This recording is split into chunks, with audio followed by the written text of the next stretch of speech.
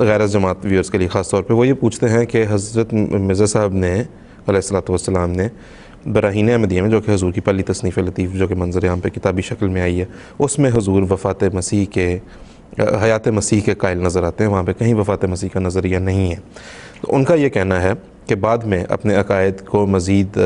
سہارا دینے کے لیے اور ان کو مزید ایک دلیل کے طور پہ استعمال کرنے کے لیے حضرت مسیح علیہ الصلوۃ والسلام نے نعوذ باللہ بعد میں جو ہے وہ وفات مسیح کا عقیدہ بنایا۔ تو اس پہ ذرا تھوڑی سی روشنی ڈالیں کہ حضرت مسیح موعود علیہ السلام نے اس کے بارے میں بہت وضاحت کے ساتھ کشتیوں میں یہ لکھا ہے کہ براہین احمدیہ میں جو کچھ لکھا تھا اس سے یہ استناد نہیں لینا چاہیے کہ میں وفات مسیح کا قائل تھا۔ حضرت مسیح موعود فرماتے ہیں کہ میں نے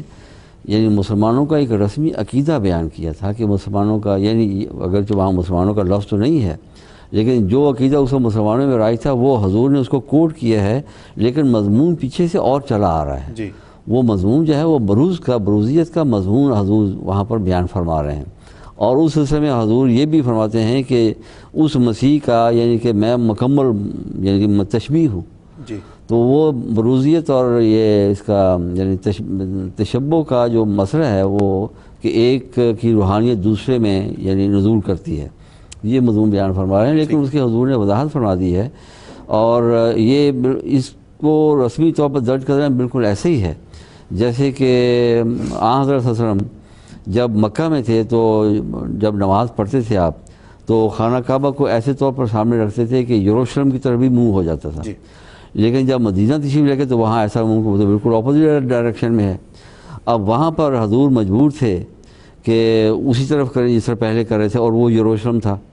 تو بیت المقدس کے منہ کر نماز پڑھتے رہے، لیکن پھر یعنی اب وہ ایک رسمی طور پر ایک چلا آ رہا تھا نا کہ اس طرف یعنی کہ آپ منہ کر نماز پڑھتے رہے تھے،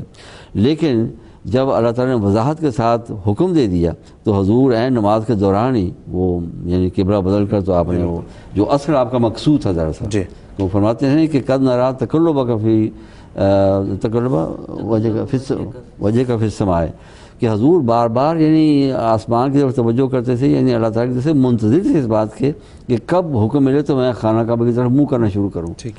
تو حضرت مسیح موعود علیہ السلام نے بھی اسی طریقے پر وہ عقیدہ درج کیا ہے، ورنہ آپ پر یہ مضمون کھل چکا ہوا تھا، لیکن مسلمانوں کا چونکہ رسمی عقیدہ تھا اس لیے آپ نے اس کو درج کر دیا ہے، مگر اسے یہ استناد لینا کہ آپ کا اپنا عقیدہ تھا